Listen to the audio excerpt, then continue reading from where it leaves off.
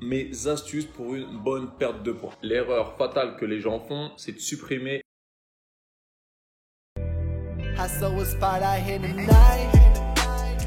I thought you doing all your lies. You asking me to be the man. Hey, you just act. Bang bang, c'est John Coach Paris, j'espère que tout le monde va bien.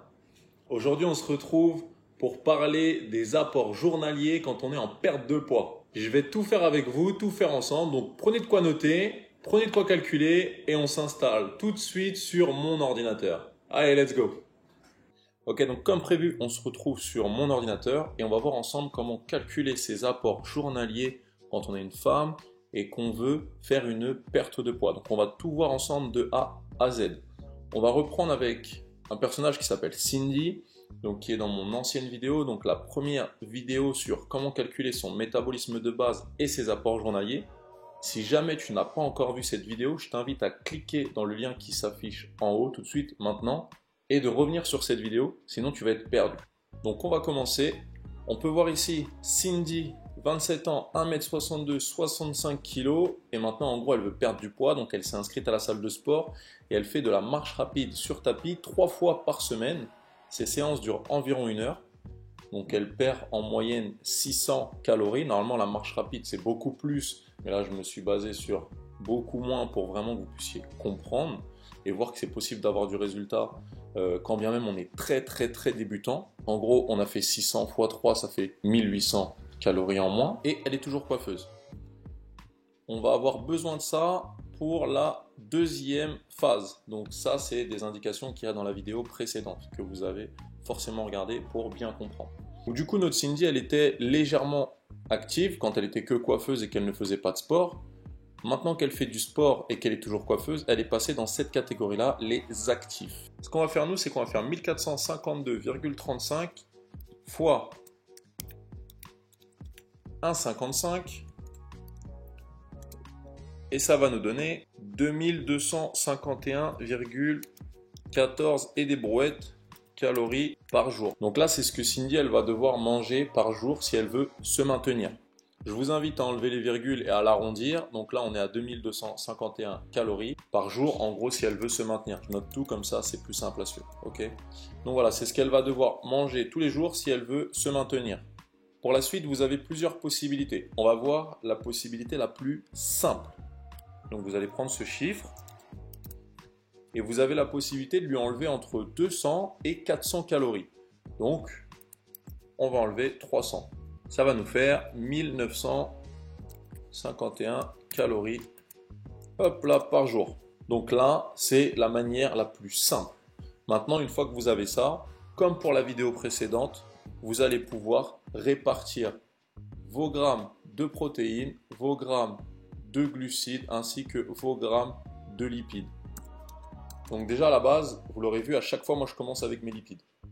Donc dans la vidéo précédente, je le dis, il faut 1 gramme minimum, hein, c'est le minimum de lipides par kilo de poids de corps. Une fois qu'on sait ça, on va pouvoir faire comme dans la vidéo précédente, c'est-à-dire faire 65 fois 1, ça va nous donner 65 grammes de lipides. Pour vous donner une idée de ce qu'est 65 grammes de lipides purs, ça peut faire environ 6 cuillères à soupe d'huile d'olive, par exemple. Mais bon, c'est pas pur puisqu'il y en a dans les aliments, donc ça sert à rien de vous orienter sur cette base-là. Cet exemple ne sert qu'à vous permettre de visualiser en gros ce que sont les lipides. Pour la suite, on sait que 1 g de lipides, ça fait 9 calories. Donc on va faire 65 fois 9 et ça va nous donner 585 calories de lipides. C'est ce qu'elle devra prendre par jour, cette Cindy. Donc des choses à savoir dans la perte de poids, je vous les dirai à la fin de la vidéo. Là, je vais faire tous les calculs, je vais tous les écrire d'un coup, on ne va pas les refaire ensemble. Si vous avez regardé la première vidéo, je pense que vous avez compris le principe. Sans ça, je vous invite à mettre pause et on se reverra après à la fin de la vidéo pour que je vous donne toutes les astuces pour bien gérer sa perte de poids et comment faire quand on arrive à la stagnation. A few minutes later. Ok, donc là, nous voici à la fin, donc j'ai tout écrit, je vous ai tout mis. C'est beaucoup plus simple. Voilà, donc c'est les calculs qui sont à faire, vous pouvez mettre pause. Donc là, c'était une méthode assez simple pour gérer sa perte de poids et comment répartir en gros ses apports journaliers dans notre journée. Comme vous avez pu le voir, j'ai pas spécialement mis matin, midi, soir, comment on répartit tout ça en gros dans le détail. Ça, c'est propre à chacun. N'oubliez pas de mettre vraiment vos apports autour du sport. C'est là où ça va être très intéressant, surtout tout ce qui est glucides. Et autour des moments de la journée où vous allez en avoir besoin, c'est-à-dire où vous allez beaucoup travailler, où vous allez beaucoup vous dépenser. D'accord? Donc, c'est à ce moment-là que ça va être très important. Ça, normalement, vous avez dû le voir dans ma première vidéo, j'en ai parlé. Donc, ça y est, on arrive à la fin de cette vidéo. Je vais pouvoir vous donner les astuces. À savoir qu'il y a une deuxième méthode pour calculer tout ça qui est un peu plus compliquée, je dirais, ou du moins qui est un peu plus poussée. Si jamais elle vous intéresse, n'hésitez pas à me le dire en commentaire. Sans ça, on va voir tout de suite mes astuces pour une bonne perte de poids. L'erreur fatale que les gens font, c'est de supprimer les lipides. Quoi qu'il arrive dans votre perte de poids, ne supprimez jamais, jamais, jamais vos lipides. Ok? Ça, c'est vraiment l'advice number one. Vraiment. Deuxième conseil, c'est un conseil qui va s'appliquer qu'on veuille en vrai se maintenir, perte de poids ou prise de masse ou peu importe l'objectif. Ça va être d'essayer de préparer ses repas en avance. C'est vraiment très très important de faire ces repas en avance car il y a des fois où vous allez rentrer du boulot ou rentrer de la salle de sport, vous allez être très fatigué et vous n'aurez pas envie d'aller vous mettre en cuisine et commencer à préparer. Or, si c'est déjà prêt et vous n'avez plus qu'à le réchauffer, ce sera beaucoup plus simple de tenir sa diète. Troisième et dernière astuce pour une bonne perte de poids, vous allez devoir oublier les cheat meals une fois par semaine. Pourquoi? Parce qu'il n'y a que les animaux qu'on récompense avec de la nourriture. Si vous avez un objectif, donnez-vous les moyens d'y arriver. Et vous inquiétez pas, ça viendra. Ça prendra du temps, certes, mais ça viendra. Si vous avez besoin un jour où vous avez vraiment une terrible envie de vous faire plaisir, faites-vous plaisir.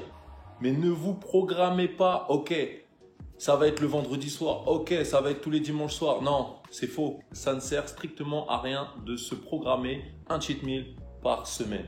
Vous avez eu mes 3 astuces, donc là, il n'y a pas de raison que vous n'ayez pas de résultat. On va juste parler d'un dernier point avant que je vous laisse, c'est la stagnation. Donc, il y a un moment où vous allez forcément stagner. Votre corps, en gros, il va se mettre en sécurité.